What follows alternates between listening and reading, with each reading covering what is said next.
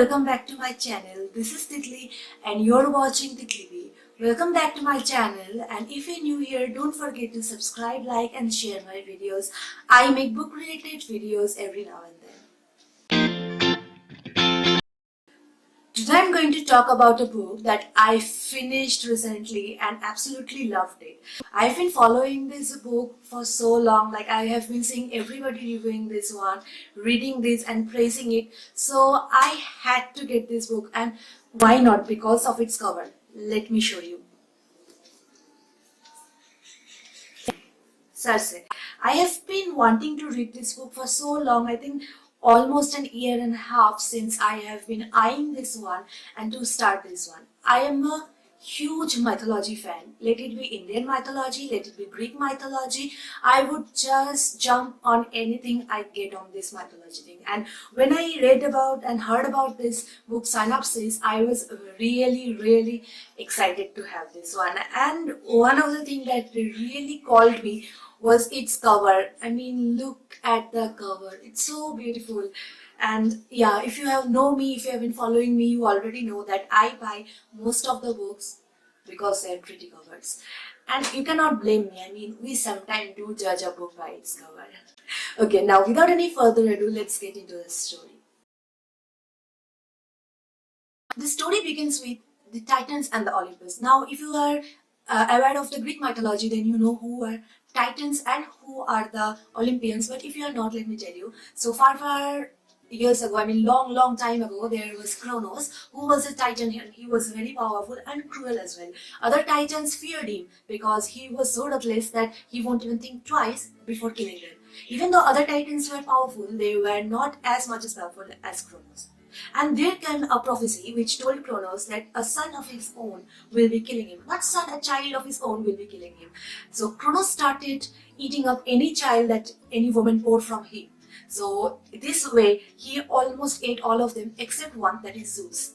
Zeus we came to know about a lot in the mythology. Now, if you're also a Percy Jackson fan, you know about Zeus, Hades, and as well as Poseidon, and they are the Olympians. We will be coming to them later. So Zeus was born and he was taken into a cave in hiding so that Kronos don't kill him. And once Zeus born and brought up, he comes back and kills Kronos. While this fight between Titans and the Olympus, Oceanos, a god of the ocean, and Helios, a god of the sun, they chose to take side of the Olympians because, as I said, they were fed up with Kronos and did not wanted him to win. So what happened? They changed their team and went to the Olympian side. And when Zeus killed Kronos, all the brothers and sisters of his, sister of Zeus, which Kronos had before eaten up, came jumping out of his stomach as soon as Kronos was killed, and thus the whole gods of Olympus came in the middle. Now, as I said, here Helios and Oceanos took side of Zeus. So Zeus, instead of killing them, he showed mercy and brought a pact between the Titan and the Olympus where they would live in harmony. But Olympus were a little bit more powerful and Zeus was very cunning. But Helios was nonetheless.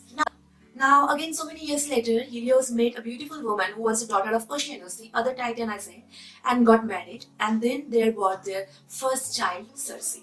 Now Circe was a very strange girl as a child. She wasn't as beautiful as her mother, neither did she has any kind of power from her father. I mean, the father is a god of sun, so there has to be some expectation from the child, but sadly, neither she was beautiful nor she had any specific quality that attracted the gods, even her own mother and father. So they kept on abandoning her throughout her childhood. Even when her other three siblings were born, they were much more looked after.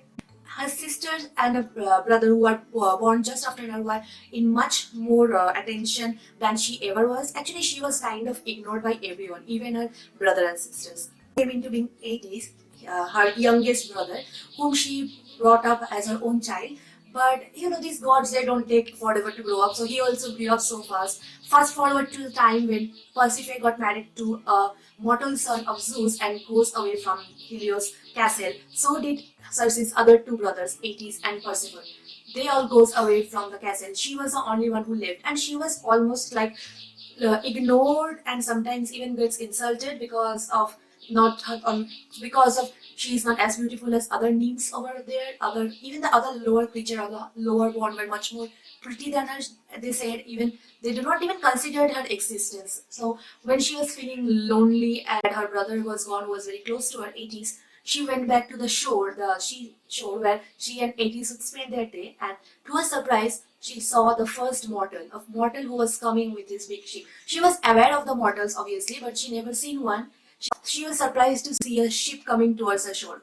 And when the ship came, she saw a beautiful man standing on the deck of the ship. And she was looking at this mortal with such awe that she forgot that anything existed. And slowly they became good friends, and Circe falls in love with him. As Circe falls in love with him, she feels the pain of being separated from him. So she rushes to her grandmother and asks for a cure which will make the mortal man into an immortal god. Her grandmother is not possible and asks her to leave. And as she leaves, she remembers about her brother has one stone which has the power to transform anyone.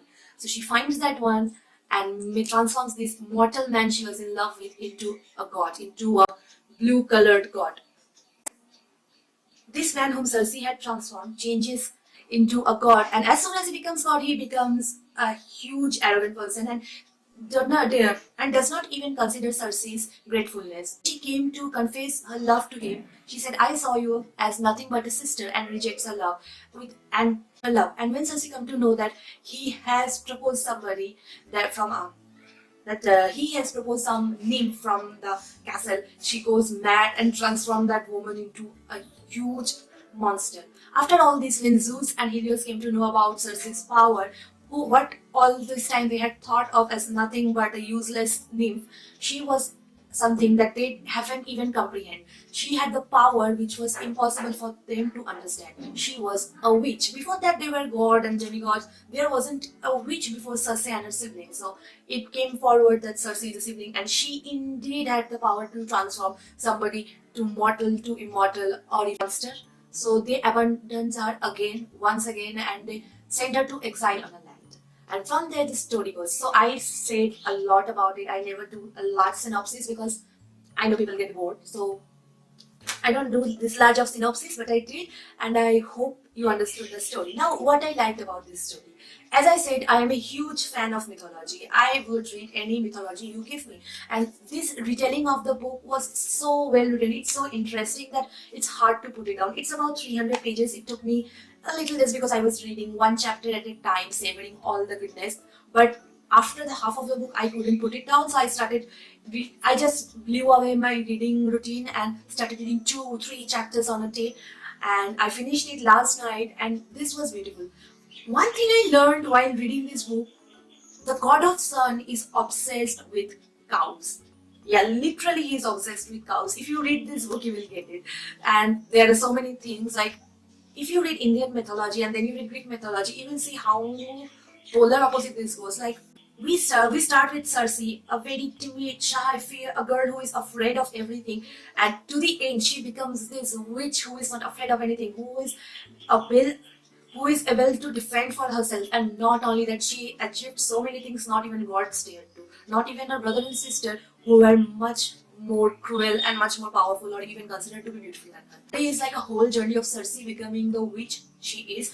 I cannot tell you how many times I searched for Circe while I was reading this. The story is written such a well manner. It has easy words, and it has easy words as well as easy to grip, a very good flow of the story, so you don't feel like, what am I reading? Who is this character? I mean, there are so many characters in this book and so many incidents going on, but the author has maintained such a good pace throughout the story, such a good words, and the way she has winded it, it doesn't becomes very hard to read it. This is my first ever Madeline Miller book, and I have heard such good things about the Sum of Achilles and this one, and I must say that she really did stood up to my expectations. And I would say read this book. It's lockdown, it's a good time to know about other mythologies as well if you haven't read yet.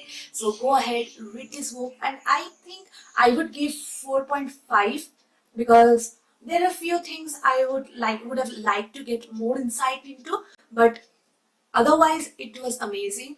It is mostly about the Olympians. I mean, Zeus, then Poseidon, then Athena, then everyone of the Olympus. But this time we get to see another part which is from the Titans and their daughter, their life, and how cruelty the gods are. I mean, yeah, it is all written all over. Like Circe herself keeps on saying that gods are merciless. So that's the story that goes on. It was a really amazing read. Like it takes you away into this a different world. I would like to hear if you all read and let me know in the comment if you like this story or not. Great book and I enjoyed it. This is my 10th book of the year. Yes, I'm going a little slow this year. I read about 9 books in first 2 months and then list. And then on the other 2 months, which is March and April, I have been so mentally disturbed. I mean, the things that is going on, I have been able to concentrate on reading much. But I am picking up the pace now. I finished this one and I'm going to start on the next book, which is Harry Potter and the Order of the Phoenix. I'm currently reading. I have read about 300 pages of it and there are 500 more pages left. So today's book review, I hope you liked it. Don't forget to like, comment and share. If you haven't subscribed, please subscribe. Click the red button below.